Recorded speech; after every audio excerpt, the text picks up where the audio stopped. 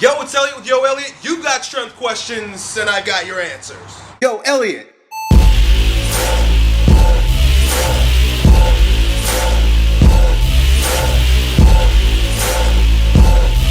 Well, today we got a question from Val, who lives in Los Angeles. He wants to know how he can get stronger by incorporating strength training into his bodybuilding program, but he's got a few problems. Check him out. Elliot, greetings from beautiful downtown Los Angeles. Too bad right now where I'm at, I cannot show you the iconic library towers, but take my word for it, that's where I'm at. I got a question for you. It's in regards to periodization training. Right now, the type of training I do is actually geared more towards hypertrophy, and the way I go about it is that I work out every single muscle group in one workout, do 3 sets per muscle group, about 2 to 3 different types of exercises with nothing but 30 seconds of rest in between. The thing about it is that I kick my ass in the gym that I am sore for the rest of the entire week. So I won't, if I'm really lucky, I'll be able to work out twice a week, but right now I'm usually limited to 1.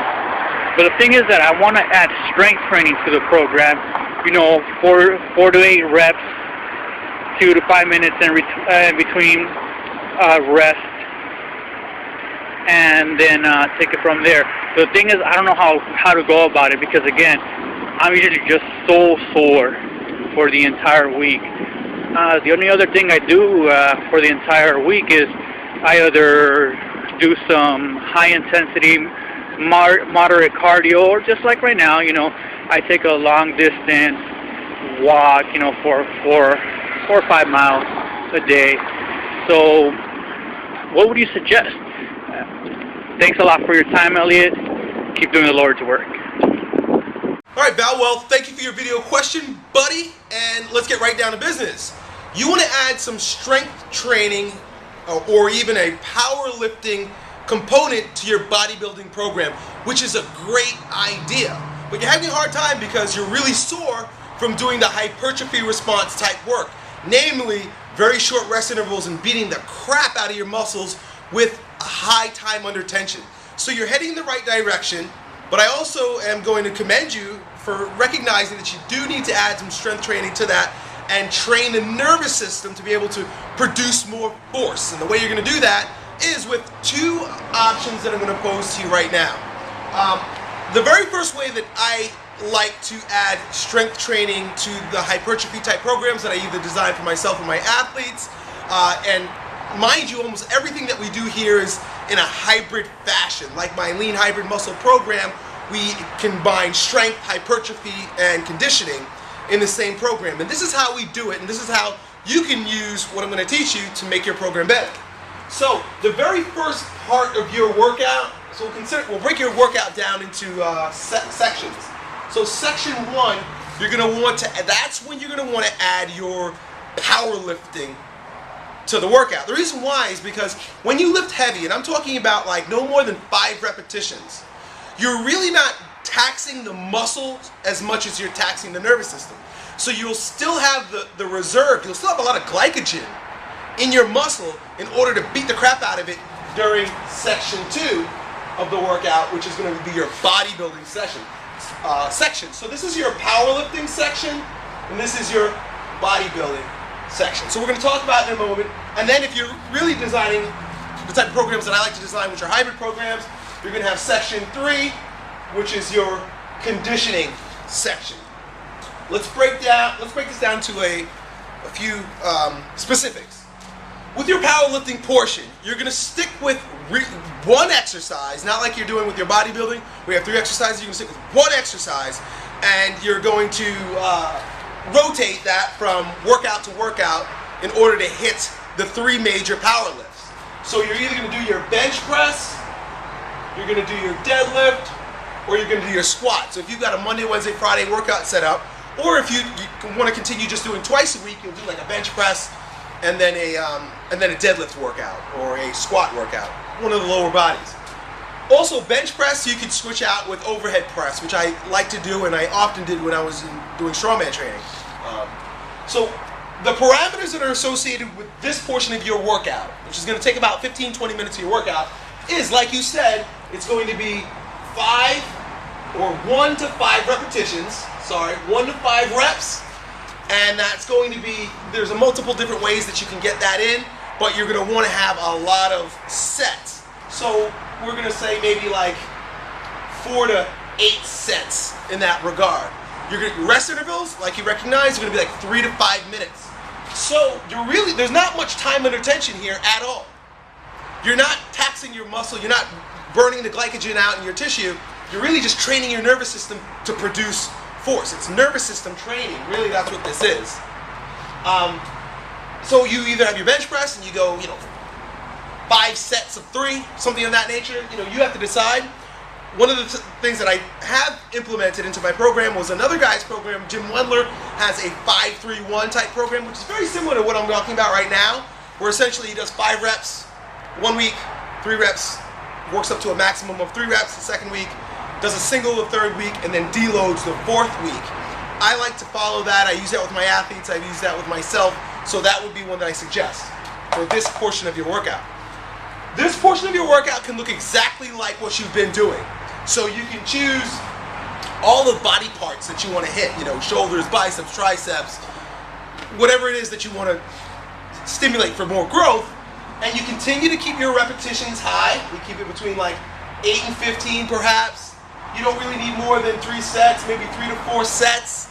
And your rest intervals are going to remain low. So 30 seconds, you can continue doing that. What I like to do a lot of times is choose 5 exercises or so and circuit it during this portion of the workout. So you go from station workouts, station exercises like your bench press or your squat, into circuiting for bodybuilding, which really keeps the rest intervals pretty short and keeps your heart rate up. So that's one option for you, but basically do what you've been doing here. Jam it in there. Doesn't have to be, and you really don't need 3 exercises per body part, unless you're posing on stage and you got to get like neat little curves and inflections in your muscles so the judges recognize what's your superiority with regard to the sport of bodybuilding. You don't need that many exercises.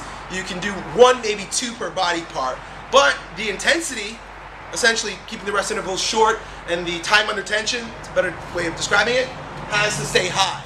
And that's how you really beat the crap out of the muscle and elicit or recruit as many fibers as possible.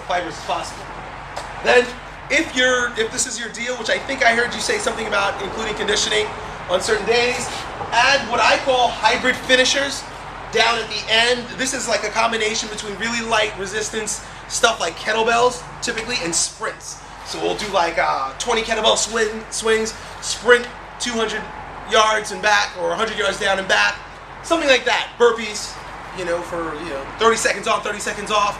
Some sort of hybrid conditioning for the last 10 minutes of your workout.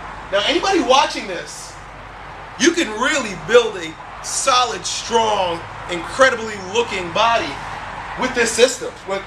And basically, I'm giving you the majority of the template that I use in Lean Hybrid Muscle. So if you don't have a copy of Lean Hybrid Muscle yet, this is not everything. Plus, this is just one phase. I give you several phases in Lean Hybrid Muscle.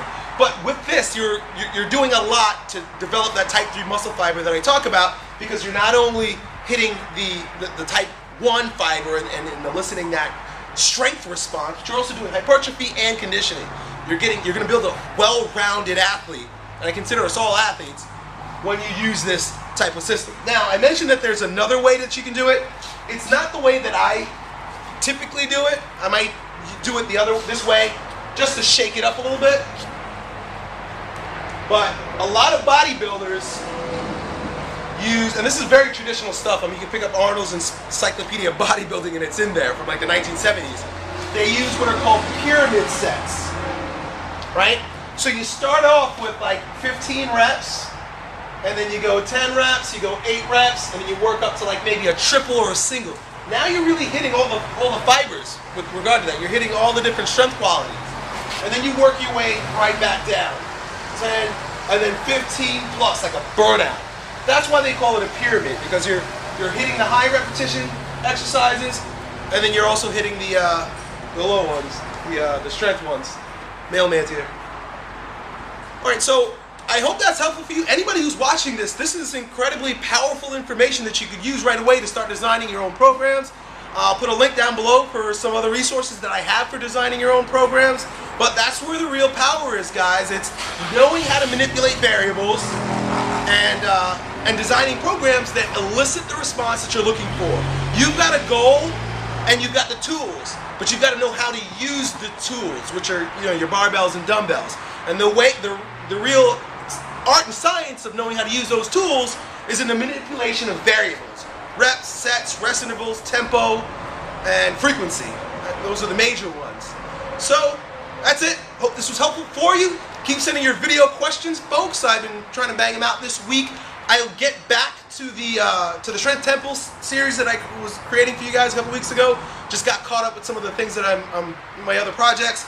I'll get that out to you. Excited to make these videos for you. Keep watching, keep supporting. I appreciate you. Talk to you next time. Yo, Elliot.